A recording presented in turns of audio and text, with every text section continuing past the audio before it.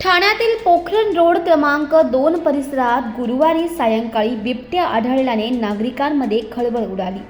एका गृहसंकुलाजवळ झुडपामध्ये बिबट्या बसल्याचं दृश्य मोबाईलमध्ये चित्रित झाल्यानंतर हा व्हिडिओ वेगाने प्रसारित झाला आणि त्यानंतर वनविभाग आणि पोलीस यंत्रणा तातडीने घटनास्थळी दाखल झाली.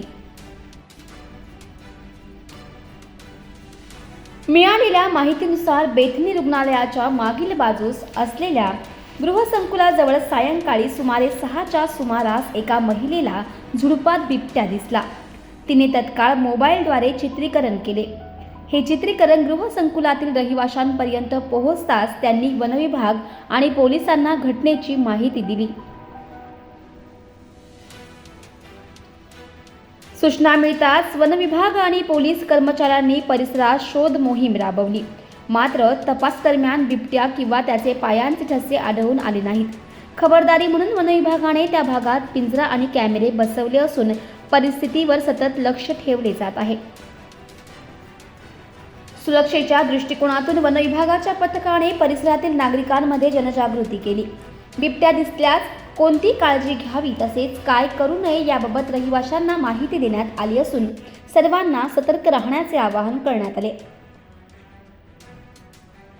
हा परिसर संजय गांधी राष्ट्रीय उद्यानाच्या येऊर जंगलापासून सुमारे 500 ते 600 मीटर अंतरावर असल्याने बिबट्या जंगलातून भरकटून येथे आला असावा असा अंदाज वनविभागाने व्यक्त केलाय.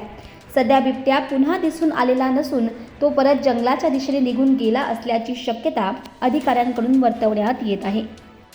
ऍक्च्युली कोणीतरी व्हिडिओ व्हायरल केलं होतं. तो व्हिडिओ पोलीस स्टेशनला गेला होता, वर्तक नगर पोलीस स्टेशन, आणि त्या वर्तक नगर पोलीस स्टेशनने आम्हाला कळवलं होतं. आम्ही तिथे जागेवरती आलो. तो व्हिडिओ आम्ही बघितला. जो परिसर आहे तो इथलाच आहे, आणि परंतु आम्हाला काय लेपड कुठे दिसला नाही. तो व्हिडिओ कधीचं होतं, मला वाटतं साधारण सकाळीचं होतं असं म्हणणं आहे. पण तिथून आम्ही आणि पोलीस डिपार्टमेंट इथे सगळं जे काही SOP प्रमाणे आम्हाला कारवाई करायची आहेत, आणि संध्याकाळी आम्ही त्या सोसायटीचं अवेअरनेस प्रोग्राम पण घेतलं की लेपड आल्यानंतर काय करायचं काय नाही करायचं, आणि ते सगळं तसं केलं आणि आम्ही आमची कारवाई सुरू केलेली आहे. आणि आमचा स्टाफ इथे आहे. सकाळपासून आम्ही इथेच आहे. पोलीस डिपार्टमेंट वर्तकनगर पोलीस स्टेशनचे पण स्टाफ आहे इथे. त्यामुळे आमची कारवाई चालू आहे. कॅमेरा लावण्यात आलेला प्राथमिकदृष्ट्या आता काय सेफ्टीच्या दृष्टीने आता आम्ही तिथे ट्रॅप कॅमेरे वगैरे आहेत ते लावलेले आहेत, जेणेकरून जो एरिया एकदम एकांत आहे, अबँडमेंट एरिया आहे, तिथे आपण ट्रॅप कॅमेरे लावलेले आहेत. आणि ते सकाळी आम्हाला त्याच्यामध्ये काय असेल तर ते कॅप्चर होऊन आम्ही ते नंतर कम्प्युटर लावून ते बघणार आहे की ते संध्याकाळी काय दिसतो वगैरे. तर वन विभागासोबत कोण कोण या ठिकाणी या संपूर्ण वन विभागाबरोबर आमचा पूर्ण स्टाफ आहे ठाणाऱ्यांचं, आणि पोलीसचा स्टाफ आहे, आणि एक NGO आहे WWE म्हणून. सर व्हिडिओ बघून असं वाटतं का बिबट्याच आहे तो?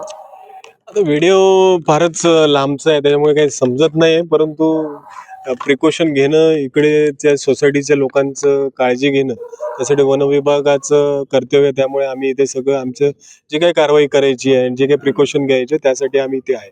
जसं मीरा भाईंदर मध्ये पण बिल्डिंग जसं ती घटना घडली तशी घडायला नको, तर लोकांना तेच आम्ही इथे अवेअरनेसचं संध्याकाळी 7:30 वाजता कार्यक्रम घेतले. सगळे लोक तिथे आले होते, त्यांना आम्ही सांगितलेलं काय काळजी घ्यायची, त्याप्रमाणे त्यांचं पण सहकार्य आम्हाला अपेक्षित आहे. सर आपलं नाव? नरेंद्र मोटे, मी रेंज फॉरेस्ट ऑफिसर ठाणे. छोटासा हिंदी में